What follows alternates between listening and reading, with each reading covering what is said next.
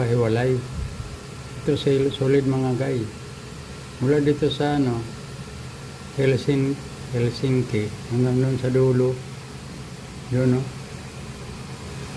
Kung tingnan natin, mas malaki pa ito kaysa Pilipinas mga guys. Itong Finland. Ang Finland, bakit tinagurian sila na pinakamasaya na bansa sa buong mundo?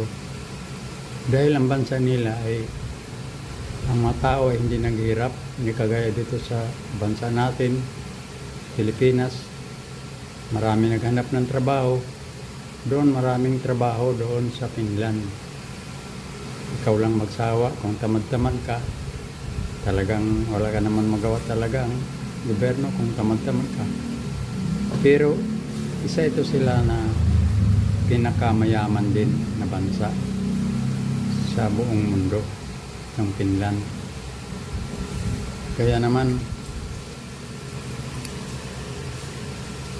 naman mga guys, kung titingnan natin yung bansa natin, mahirap, marami naghihirap.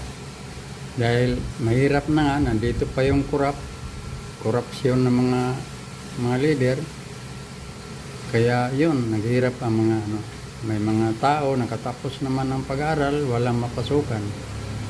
Kaya sa bansang Finland, ang kanilang government talagang yan ang talaga ng trabaho sa'yo kung makatapos ka.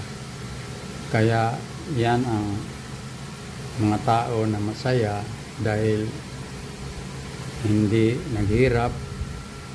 Siyempre kung ikaw ay hindi naghirap, masaya ka mga guys. Ang Finland ay 5.6 lang ang mamamayan.